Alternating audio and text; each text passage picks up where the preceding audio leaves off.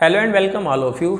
इस लेक्चर से हम शुरुआत करेंगे हमारी next unit properties of bulk matter, और उसमें जो फर्स्ट चैप्टर है वो है हमारा मैकेनिकल प्रॉपर्टीज ऑफ सॉलिड्स।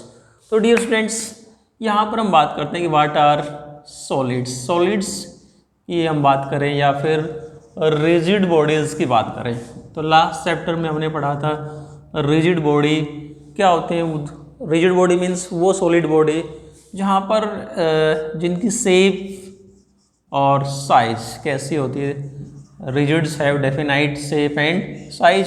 दूसरी बात, यदि हम रिजिड बॉडीज़ के बीच में यदि कोई फोर्स लगाते हैं then we say that there is not any change in dimensions of rigid body. लेकिन एक्चुअल में ऐसा नहीं होता है।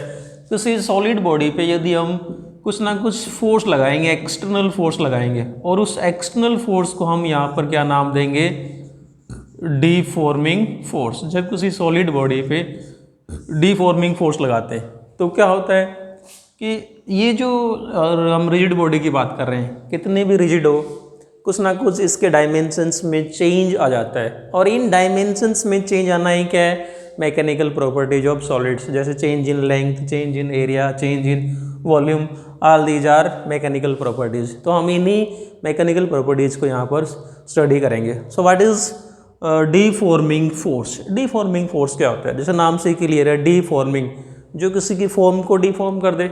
मतलब हमारे पास में कोई अच्छी खासी बॉडी है, उसके ऊपर हमने फोर्स लगाया और क्या हुआ, उसके शेप में, उसके साइज में चेंज आ गया। तो वो फोर्स जो किसी बॉडी की शेप साइज को चेंज कर देता है उसका नाम क्या है, डीफॉर्मिंग फोर्स। अब यहाँ पर एक टर्म और आती है जिसको हम बोलते हैं elasticity. What is meant by elasticity. देखो हम इस टर्म को समझते हैं। यहाँ पर ये क्लियर हो गया कि व्हाट इज सॉलिड्स। सॉलिड्स क्या होते हैं, दोज मटेरियल जिनके लिए हम बात करेंगे जिनके एटम या मॉलिक्यूल के बीच में फाइनाइट डिस्टेंस रहता है और जिनकी शेप साइज क्या रहती है, कांस्टेंट रहती है, फिक्स रहती है, राइट। अब बात करते हैं व्हाट इज इलास्टिसिटी। तो इलास्टिसिटी को समझने के लिए हम एक एग्जांपल लेते हैं।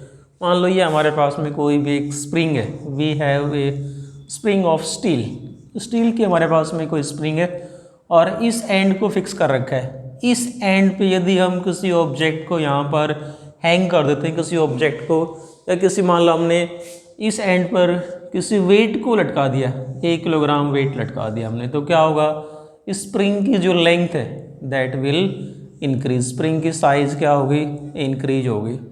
अब क्या करते हैं, यहाँ पर इस 1 किलोग्राम वेट को हम रिमूव कर लेते हैं, इसको हटा देते हैं। अब फिर से ये स्प्रिंग यदि वापस अपनी ओरिजिनल शेप साइज को एक्वायर कर लेती है, ये वाली जो कॉन्फ़िगरेशन इसको एक्वायर कर लेती है, इसका मतलब इस बॉडी में क्या है, अपनी ओरिजिनल शेप साइज को एक्वायर करने की प्रॉपर्टी है। तो किसी भी बॉडी की ये जो प्रॉपर्टी है ना, इसी का नाम क्या है, elasticity. So what is elasticity.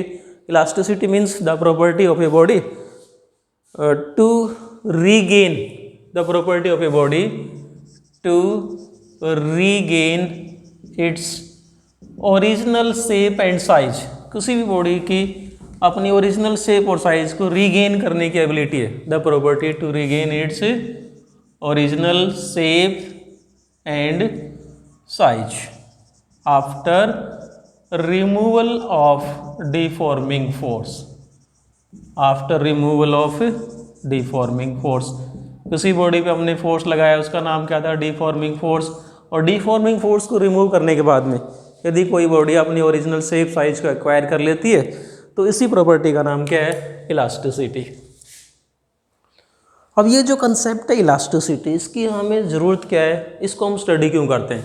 तो इसको स्टडी करना बहुत ज़रूरी है यदि हम इंजीनियरिंग ब्रांच की बात करते हैं। तो इंजीनियरिंग में यदि हम यूँ समझें कि जब ब्रिज, पुल वगैरह जब डिजाइन किए जाते हैं तो उस पुल की इलास्टिसिटी को ध्यान में रखा जाता है कि उसकी इलास्टिसिटी कितनी हो सकती है, उसके ऊपर कितने हैवी लोड को पास किया जा सकता है। इसी प्रकार से ऑटोमोबाइल्स जो डिज़ाइन किए जाते हैं, ऑटोमोबाइल्स को में उनकी इलास्टिसिटी की जो कैपेसिटी है उसको ध्यान में रख के ऑटोमोबाइल्स वगैरह डिज़ाइन किए जाते हैं। और भी जैसे हम क्रेन वगैरह की बात करते हैं, क्रेन में जो रोप होती है, मेटल की रोप होती है, उस रोप के द्वारा हमें कितने हैवी वेट को उठाना है, इन सभी में जो इलास्टिसिटी का जो कंसेप्ट है उसको ध्यान में रखकर ये चीज़ें तैयार की जाती हैं, इसलिए हम इलास्टिक सॉलिड्स की इलास्टिक प्रॉपर्टीज़ को स्टडी करते हैं। अब यदि हम बात करेंगे सॉलिड के इलास्टिक बिहेवियर को हम कैसे एक्सप्लेन कर सकते हैं, इलास्टिक बिहेवियर ऑफ सॉलिड।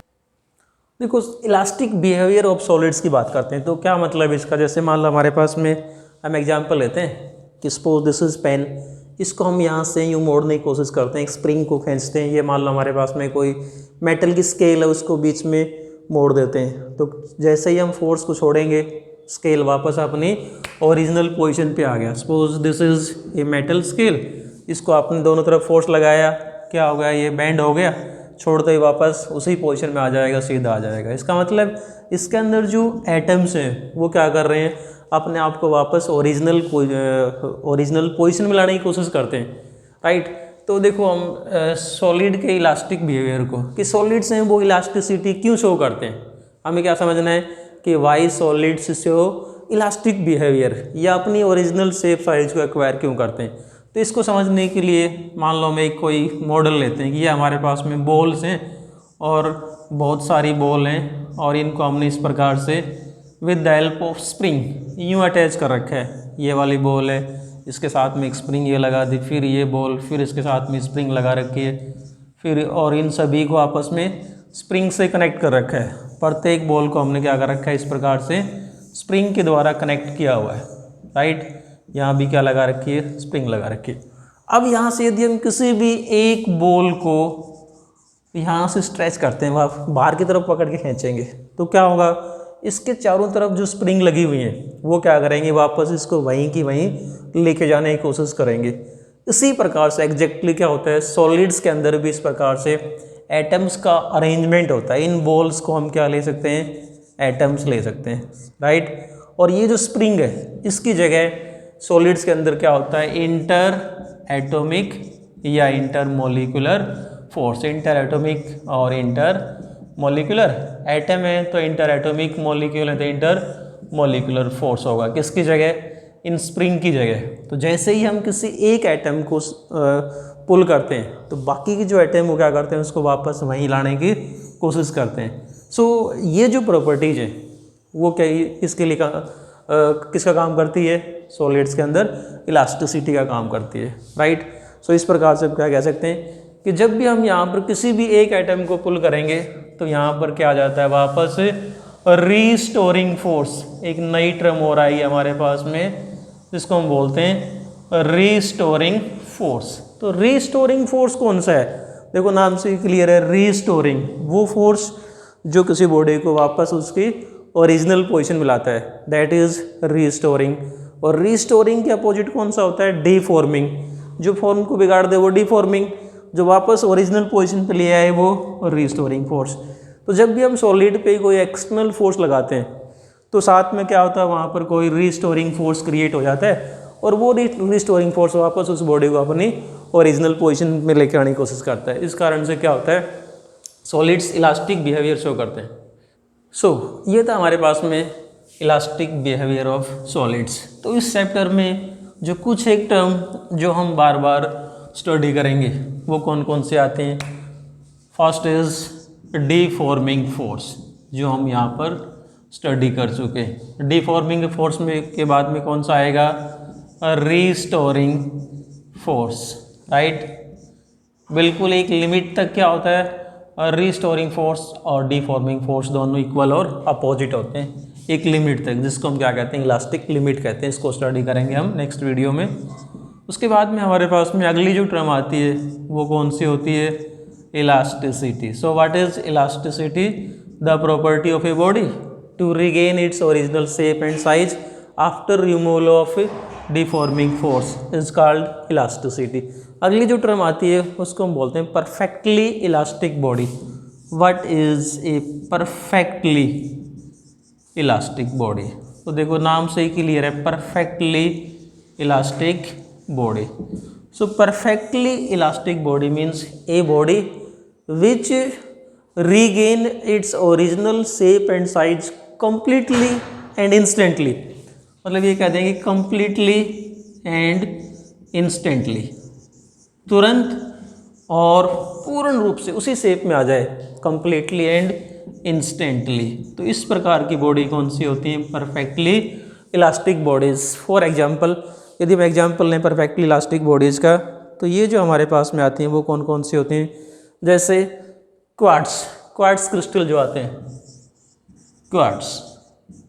और दूसरा जो है वो है हमारे पास में फास्फर ब्रोंज, जो एक अलाय है phosphor bronze. These are examples of nearly perfectly elastic bodies. उसी प्रकार से इनके अपोजिट जो आता है परफेक्टली इलास्टिक के अपोजिट कौन सा होगा?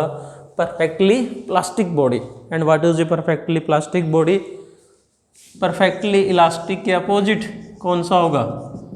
Perfectly plastic body. And what is a perfectly plastic body? A body which do not gain it's original shape and size after the removal of deforming force. मतलब ऐसी body जो बिल्कुल भी अपने शेप और साइज को एक्वायर नहीं करती है, कितना भी हम कम फोर्स लगा दें, how ever small the deforming force. Deforming force आपने कम से कम लगाया और फिर भी बॉडी में चेंज आ गया। फॉर एग्जांपल जैसे मड होता है, मड आपने गीली मिट्टी की बात करते हैं, कीचड़ की बात करते हैं, यदि उसके ऊपर हम हल्के से उंगली भी रख देते हैं तो वहाँ से जो मिट्टी है वो नीचे सेट हो जाती है, वापस ओरिजिनल शेप में नहीं आती। तो इस प्रकार की जो बॉडी है जहाँ पर हम मिनिमम फोर्स लगाएं और फिर भी उस बॉडी की शेप में चेंज आ जाए, बॉडी अपनी शेप को एक्वायर नहीं करे, उसको हम क्या कहते हैं? Perfectly plastic bodies. सो परफेक्टली प्लास्टिक बॉडीज़ की यदि हम बात कर रहे हैं तो एग्जाम्पल कौन से हो गए हमारे पास में? जैसे मड, कीचड़ की हम बात कर रहे हैं, पैराफिन, राइट, पैराफिन हो गया, एंड वैक्स। पैराफिन वैक्स जो मोम वगैरह जो होता है, these are examples of perfectly plastic bodies. तो ये था हमारे पास में इस चैप्टर से चैप्टर का इंट्रोडक्शन। नेक्स्ट वीडियो हम स्टडी करेंगे स्ट्रेस और strength. Thanks and keep on watching.